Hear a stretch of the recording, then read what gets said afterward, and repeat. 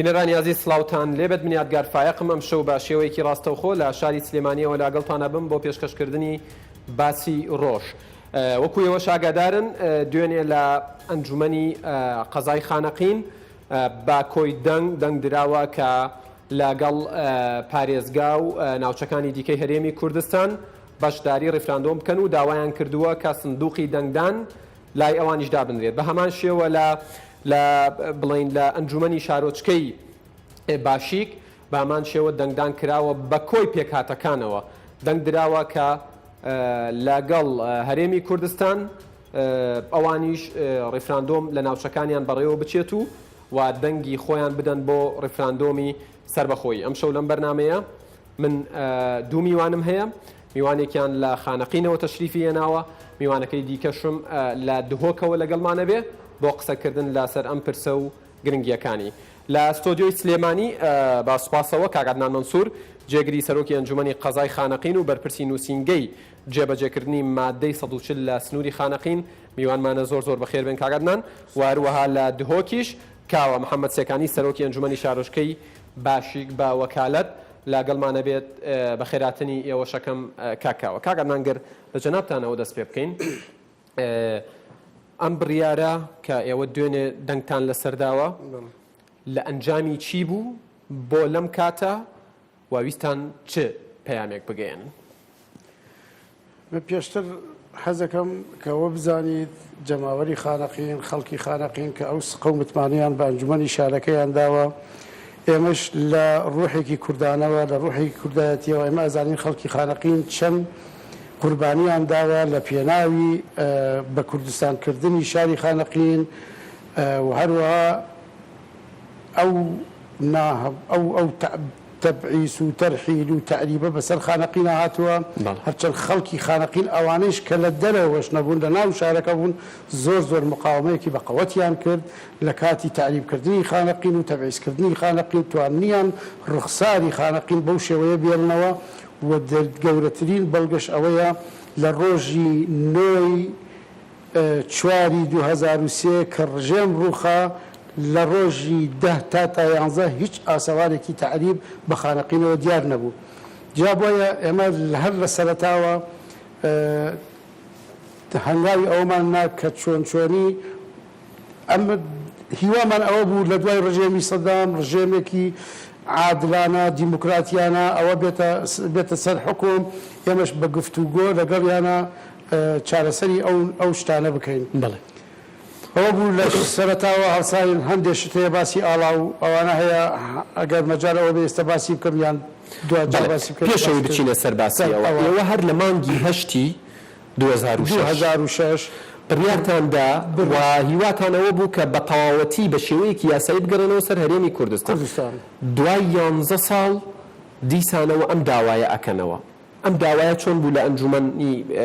قەزا؟ ئەم داوایە جیاکارە لەگەڵ ئەو داوایە. یەکەم شت ئەو داوایە کە لە ساڵی لە 19/8/2006 کە داوامان کرد عەفوەن ئەوە کە داوامان کرد ئەوە بووە گەرەکمان بوو یعنی خانەقین ببێتە پارچەیەک لە کوردستان لە زمانی عێراق. ئەو کاتە باسی سربەخۆی و شتیوان نەبووە،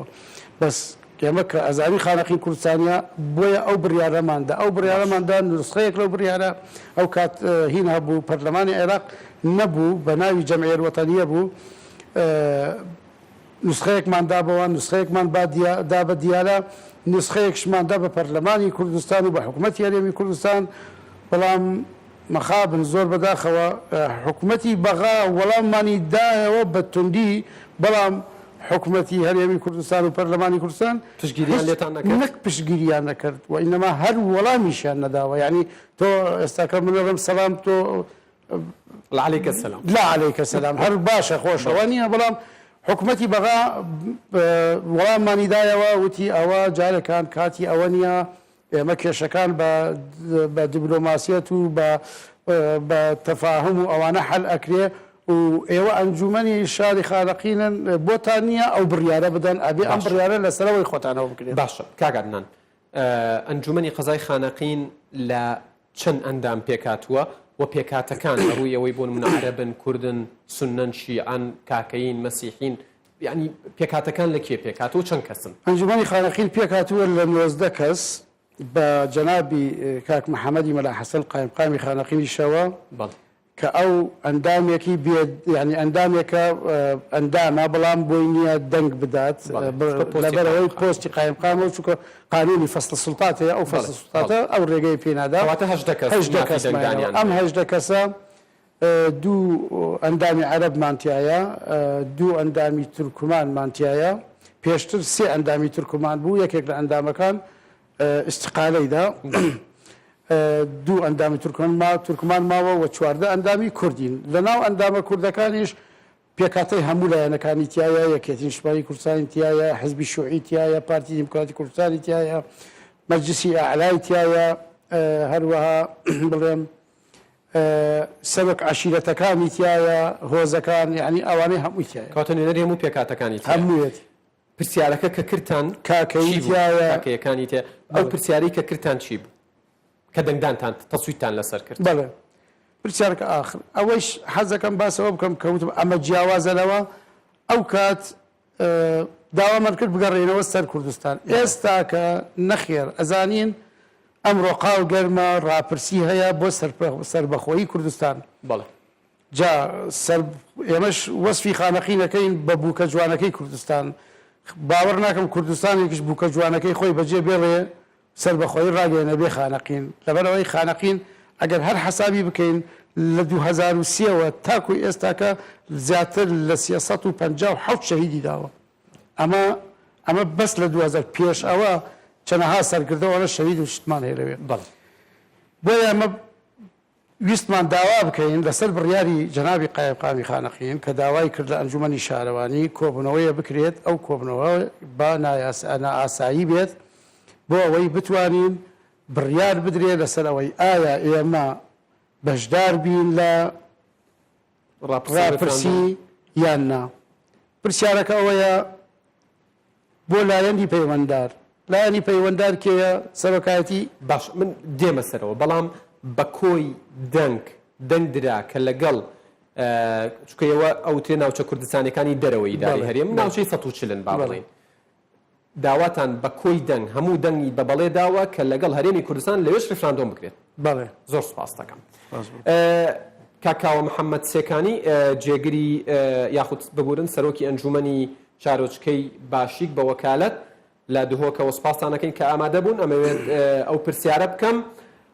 ئێوە لە ئەنجومەنی شارۆچکەی باشیک دوێنێ کۆبوونەوە لە کۆبوونەوەکە باسی چیتان کرد و گەشتن بە چه بڕیارێک؟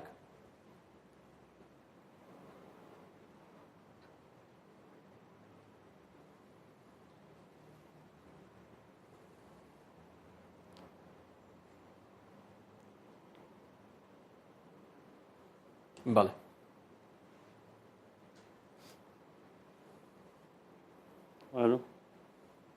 بەڵێ کاکاوە با پرسیارەکەت بۆ دووبارە بکەمەوە پرسیارەکەمەوە بوو دوێنێ لە ئەنجومەنی شارۆچکەی باشیک بەڵێ کۆبوونەوەکەتان لەبارەی چیەوە بوو و بڕیاری چیتاندا چ قەرارێکتاندا؟ بەڵێ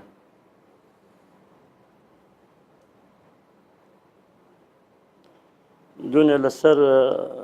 داوای سەرجەم پێکاتەکانی سنووری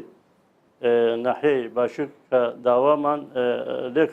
لێکراوە ڕێفراندۆم ئەوان بەشدار بن لە پرۆسەی ڕێفراندۆم لە سنوورەکانیاندا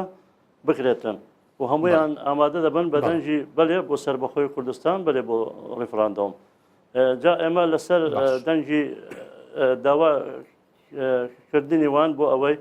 ئەمە دوێنێ 16 2017 کۆبینەوەکمان ئەنجامدا ژمارە 9 لە کۆبینەوەکە ئەنجاممانداوە بۆ ئەوەی داواکانیان جێبەجێ بکرێت و بگەینێتە ئەنجومەنی پارێزگای خۆمان مووسڵ نینەوە و بڕیاری خۆیان بدەن و داواکەی بەرزکەن بۆ لایانی پەیوەندیدار لەگەڵ لە هەرێمی کوردستان و لەگەڵ ئەنجومەنی باڵای ڕێفراندۆم بۆ ئەوەی داواکاریەکان جێبەجێ بکرێتن بۆ ئەوەی سنووری ناحیەی باشوور و بە هەموو پێکاتەکانی بۆ ئەوەی بەشدار بکەن بۆ سەربەخۆیی کوردستان ڕفراندۆم لەگەڵ ئەقلیمی کوردستان لە ڕۆژی 25 ئەیلول 2017 ئەوێ نیشان کراوەیە. بەڵێ بەڵێ کاک حاجی کاڵ بەستمەوە پرسیارە بکەم چەند ئەندامتان هەیە لە ئەنجومەنەکەتان؟ یعنی دید و بۆچوونی خەڵکی کوردستانە بۆ دەربڕینی مافی چارەنووسی خۆیان. بەڵێ ئەمە خۆی هەمووی دەهین لە هەموو پێکاتەکان پێکەوە سێمان لەسەر ئێزدیەکانن بە سەرۆکی ئەنجومەنەوە کاکداسن و سێشی شەبەشی شیعەمان هەیە و برادەرێکیش شەبەشی سونەمان هەیە و لەگەڵ خۆم من مۆمەتەلی گوندەکانی گۆرانم یەکی کریسیانیمان شەیعی مەسیحیەکان بەڵام ئەو بەری چەند ڕۆژێک پێش ئێستا ئیقالەیمان کرد لەسەر داوای خۆی چونکە نەخۆش بوو چووە دەرەوەی وڵات و یەکیشمان عەرەبە چکۆ چەند گوندەشی عەرەبمان هەیە سەر بە ناحیەی باشووکە لەو مەنتەقەی لای ناوەران ئەمە هەمومان داهین کە دەنگماندا دوونێ لەسەر ژمارەی جەلسەی نو دەنگماندا بە هەمومان بەلێ لەسەر داوای خەڵکی کەواتە کاکاوە بە کورد و بە عەرەب و بە ئێزدی و بە شەبەک و بە مەسیحیەوە هەر هەمووتان بە بەڵێ دەنگتاندا کە لەگەڵ هەرێمی کوردستان بەشدار بن.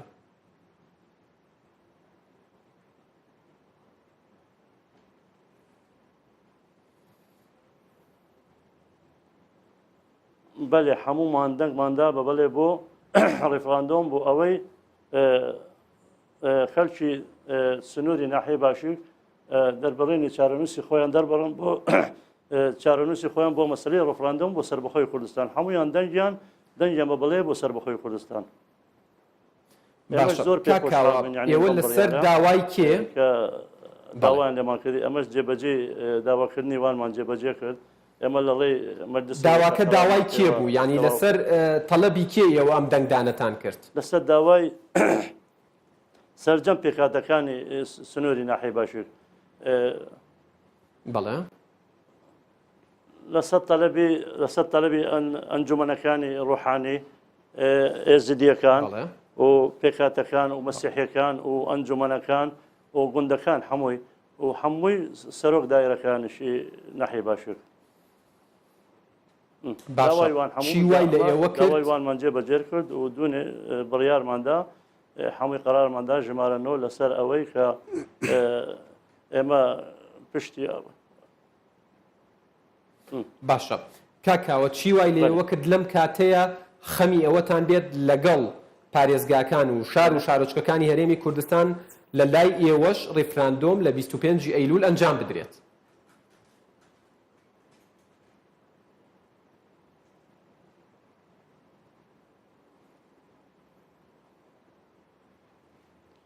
لەبەر ئەوەی بەعشیقە لەبەر ئەوەی سنووری مەسنووری بەعشیقە سنوورێکی کوردستانیە سنوورێکی کوردستانیە لەسەر دەستی پێشمەرگە و سەرۆک بارزانی منتەقەی بەعشیقە ڕزگار کرا خۆمان صاحب خاوەن شەهیدین و خاوەن هەموو شتێکین هەتا ئێستا بەعشیقە منتەقەیش کوردستانیە بەڵام زۆر بەی مەسەرەن ئەوەمان لەسەر مرکزیە بەس ئێستا هەتا ئێستا لەوەتی بەعشیقە ڕزگار کرد لەسەر دەستی پێشمەرگە حکوومەتی بەغدا عەمدەتەن هیچ دەعم و هاوکاری ناکات بۆمە ئەوەی دەکات بۆمە هەرێمی کوردستانە. بەڵێ زۆر سوپاس دەکەم کاکەوە بێگومان من دێمە وڵات بۆی هەندێک پرسیاری دیکەت لێ بکەم. کاک عەدنان بێمە وەلای جەنابەت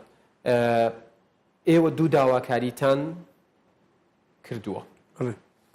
داواکاریەکانتان بە دیاریکراوی چی بوون؟ داواکاری یەکەممان ئەوەیە داوا ئەەکەین لە لایەنی پەیوەندە چه سەرۆکاتی هەرێم چه سەرۆکاتی حکوومەتی هەرێم وە چه لێژنەی بڵێن نفۆزی هەڵبژاردن و ڕاپرسی لە کوردستان کۆمیسیۆنی باڵا داواکاریەکەمان ئەوەیە یەکەمیان خانەقین مەشمول بێت بخرێتە حاڵی چوار پارێزگاکەی کوردستان ئێمە بەشدار بین لە ڕاپرسی دووەمیشی پەلەکردن لەوەی کە بێن مەراکزی انتخابات لەوێدا بنن بنکەکان لەوێدا بنن لێ بکرەوە ئیش لەسەر بکەن بۆ ئەوەی تا بتوانین ئێمەش بەشدار بین لە ڕاپرسی. ئێوە داواکاریەکەتان بە فەرمی بەرز کردوتەوە بۆ ئەوان بۆ ینی هەر لە ئەنجومەنی باڵای ڕفراندۆم حکوومەت کۆمیسیۆنی باڵای هەڵبژاردن بۆی بەدەم داواکاریەکانتانەوە بێن ینی دوێنێ یەکسەر داواکاریەکەتان بەرز کردوتەوە یەکسەر ئێمە داواکاریەکەمان لەبەرەوەی ئێمە ئەو جهەی کە داوای ئەو کۆبنەوەیە کرد قایمقامەتی خانەقینە جەنابی مامۆستا محەممەد ئەوەی کە داوا کرد ئێمەش داواکاریەکە بۆ ئەو بەرزەکەینەوە ئەویش لە دەوری خۆیەوە لە ڕێگەی خۆیەوە بەرزەکاتەوە بۆ بە شێوەیەکی ئیداری و قانونی بەرزەکاتەوە بۆ ئەو شوێنانی کە پەیوەستن بە میشەوە. باشە هەر بە نسبەت ینی سنووری خانەقینەوە ینی لە سنووری خانەقین خۆتان نەزانن ینی هەر لە جەلەولا کە با بڵێن ناوە کوردیە جوانەکەی کە گوڵاڵەیە لە سعدیە ینی لە مەندەلی لە قەرە تەپا لە جەبارە پێویستە کات دەنگدان بکرێت. باشە لەکوێ دەنگدان کراوە باجاری ئەم پرسیارە بکەم و ئەنجامەکەی چۆن بوو؟ حسب ئەوەی معلوماتی من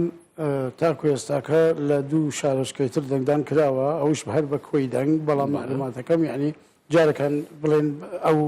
نووسراوە پێمان نەگەیشتووە یان نەمبینیوە بەڵام لە ڕێگەی تەلەفۆنەوە قسەمان کردووە کە لە ناحیەکانی قەرەتەپە و جەبارە دەنگدان کراوە هەمووی بە کۆی دەنگ بووە. ئەوەی من بزانم لە جەبارە هینێکن هەفدە ئەندامن سێزدەی کوردە و چواری عەرەبە هەر هەمووی بە کۆی دەنگ دەنگیان داوە و هەروەها لە جەبارەش عەفوەن لە قەرەتەپەش 16 ئەندامن بە کۆی دەنگیان داوە. ئەوە معلوماتە باشتر ئەوەیە مەسەڵەن لەگەڵ جەنابی قایمقامیشە قسە بکرێت باشتر. باشە بەنسبەت ینی ئەو شوێنانی وەکو گوڵاڵە و سعدیە و مەندەلی بۆ نەکراوە وەکەیەکرێت ئەوانش لە بەرنامەی ئیش و کاری تایبەت خۆی هەیە خۆتەزانی لەبەر وەزعی ئەمنی ئەو شاران خۆتەزانیت مەسەر ناحیەی سعدیە ئەمڕۆ لە ژێردەستی حەشدی شعبیە لە ژێردەستی هێزی پێشمەرگە نییە و ئەنجومەنەکانش هەر کۆبنەوە بکەن ئەبێ لە مەوقعی عەمەلی خۆیان کۆبنەوە بکەن بۆی سیغەیەکی قانونی وەربگرێت جا بۆ پاراستنی گیانی ئەو ئەندامانی ئەنجومەن و ئەوانە وابزان بەرنامەیەکی تایبەت هەیە ئەتر نازانم تەفاسیلەکەی نازانم بەڵامەکانی ئێوە پرسی ینی ئەو نووسینگەی جێبەجێکردنی مادەی 140 حتمما پێشتریش بەدواداچوون و ینی پرسیار و ئەم شتانەتان کردووە لە ینی هیچ مەترسی هەیە لە بۆن لە گوڵاڵە و سعدی و مەندەلی بەنەخێر دەنگ بدرێت کە نەیانەوێت لەوێ سندوقی دەنگدانی ڕفراندۆمی سەربەخۆیی هەبێ یان ئەوانی شەروەکو قەرەتەپە و جەبارە بە کۆی دەنگ بە بەڵێ دڵنیامەوەی هەمویان بە کۆی دەنگ بە بەڵێ دەنگدەن دڵنیام هەندێک کەس نەبێ ئەنی لەوانەیە مەسەرن کابراوتی هەیە مەسەرن لە زمانی جەبهەی تورکمانیە یان لەسەر خۆتەزانی ئاراستەی خواستی جەبهەی تورکمانی چۆنە لەو مۆزوعانە هەیە لە ریان مەسەرن هەر بەشداری نەکات ئەوەیە بەڵام دڵنیا بە هەمووی دەنگەدا بە کورد سەوڵەکانی ئێوە لە خانەقین کە بە شێوەیەک لە شێوەکان لە خانەقین هەژمونی حکوومەت و پارتە سیاسەکانی هەرێمی کوردستانیش لەوێ زیاترە کارێکی وا کراوە کە ینی مفاتەحە کراون ئەو ناوچانە پێکاتە جیاوازەکانی کە دڵنیا بن ینی بە شێوەیەک لە شێوەکان دەنگی بەڵێدن بەتاکی دەوانە کراوە و پارتە سیاسەکانیش هەوڵی زۆر دەدەن لەو مەجارەوە و ئیشی باشیانش کردووە و دڵنیاشم من وەکو شخصی خۆم دڵنیام کە ئەوانش بە هەمان شێوەی خانەقین دەنگ بۆ سەربەخۆی کوردستانە. باشە زۆر سوپاس کاگەنان هەندێک قسە لەگەڵ کاکاواکەین و دواتر من دێمەوە لای جەنابەت بۆی پرسیاری دیکە بکەین. کاکاوە باشیقە وەکو ناوچەیەکی استراتیژی ئەوترێت لە دیوێکەوە بۆ نمونە لا تورکیاوە نزیکە لە دیوێکەوە لەو ناوچانەوە نزیکە کە زۆرینەی سوننە نشینن ئەم جوگرافیایە ئەم پێگە و مەوقعی باشیقە بە نسبەت هەرێمی کوردستانەوە چ گرنگیەکی هەیە و چ داواکاریەکتان لە حکوومەتی هەرێمی کوردستانەیە لەمڕۆوە بۆ ئەوەی گرنگی زیاترتان پێ بدرێت؟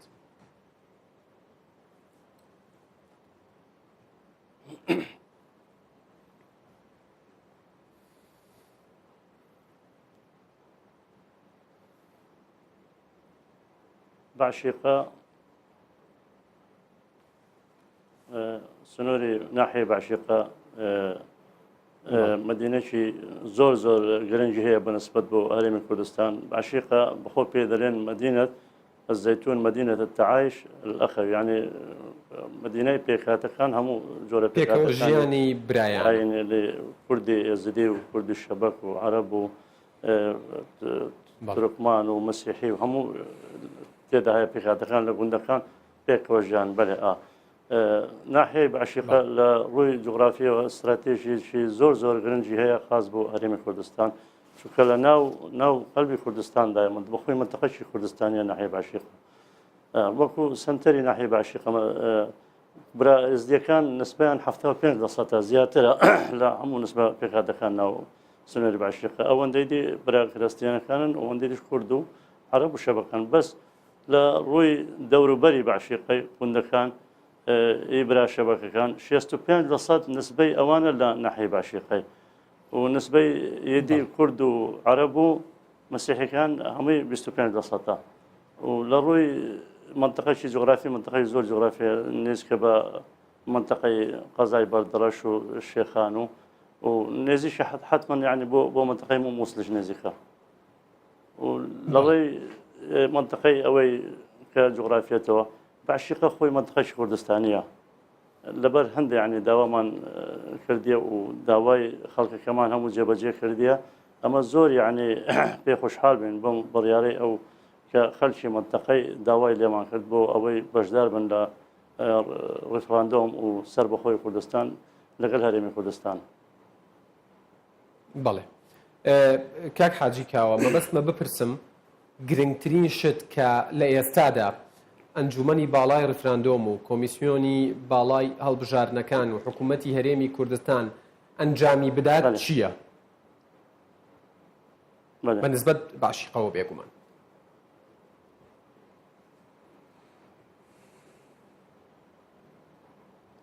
ئەنجامی بدات ئەوەیە لەسەر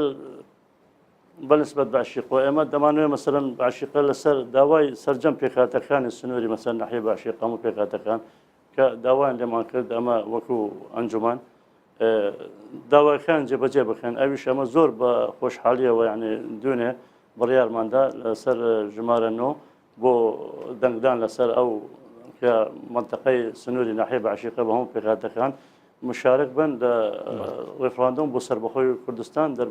دەربڕینی چارەنووسی خۆیان دا ئەمە ئەو بڕیارەی بەرز دەکەینەوە بۆ جیهاتی معنی پەیوەندیدار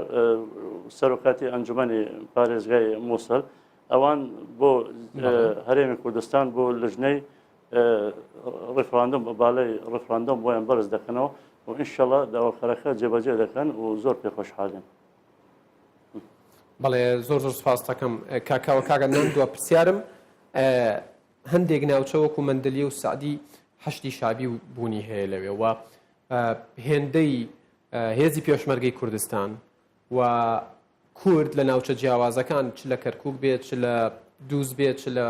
خانەقین بێت چ لە سعدیە بێت چ لە مەندەلی بێت تەجروبە و ئەزمونێکی باشی لەگەڵ هەشتی شعبی نییە. ئایا هەشتی شعبی نابێ بە کێشە نابێ بە ڕێگر و نابێ بە عەرقەلە لە بەردەم کارەکانتان لەو سنوورانش؟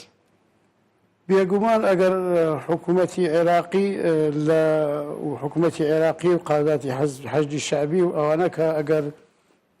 باش بێگومان ئەگەر ئەوە بم بۆ قفانەوە دژی ڕاپرسی و دڕژی سەر بەخۆی کوردستان بن بێگومان ئەبێ بە کێشە لەو ناوچانەی کە ژێر دەسەڵاتی ئەوانە بەڵام ئەمەش چارەسەری هەیە چارەسەری ئەوەیە چونکو ئێستاکە لە سەتا هەفتای تا بگرە هەشتای خەڵکی سعدیەش بۆنەی لە خانەقین نیشتەجێ بوون ئەتوانن خەڵکی مەندەلی زۆربیان لە خانەقین نیشتەجێن وەرە لە مەندەلی ئەتوانن سندوقدانە چکە مەقڕی ئەحزابی کوردی لێ لەوێ بەڵام لە سعدیە حەشدی شعبی لێیە ئەتوانن بنکە و سندوقی خەڵکی سعدیە لە خانەقین بۆیان دابنرێ بۆی ئیسپاتێکی مێژووی بکرێ بۆ دوا ڕۆژ بۆ بەڵێ کاک عەدنان مەنسوور جێگری سەرۆکی ئەنجومەنی قەزای خانەقین و بەرپرسی نووسینگەی جێبەجێکردنی مادەی 100 لە سنووری خانەقین زۆر سوپاس کە لە خانەقینەوە ئەرکتان کێشاوە تەشریفتان هێناوە وارووا زۆر سوپاس بۆ کاکاوە محەممەد سێکانی سەرۆکی ئەنجومەنی شارۆچکەی باشیک یاخود باشیقە بە وەکالەت کە لە دووەکەوە لەگەڵمان بوو زۆر سپاس بۆ ئێوەش. بەڵە بینەرانی ئەزیز لێرە باسی ڕۆژ کۆتایی دێت ڕێزی یادگار فایق و ئەو ستاف و هاوکارە ئەزیزانم لە شاری سلێمانی لە شاری ئەولێر لە شاری دۆ قبول بکەن تا بەرنامەیەکی دیکە ماڵی ئێوە و کوردستان هەمیشە ئەوەدان بێت خواتان لەگەڵ.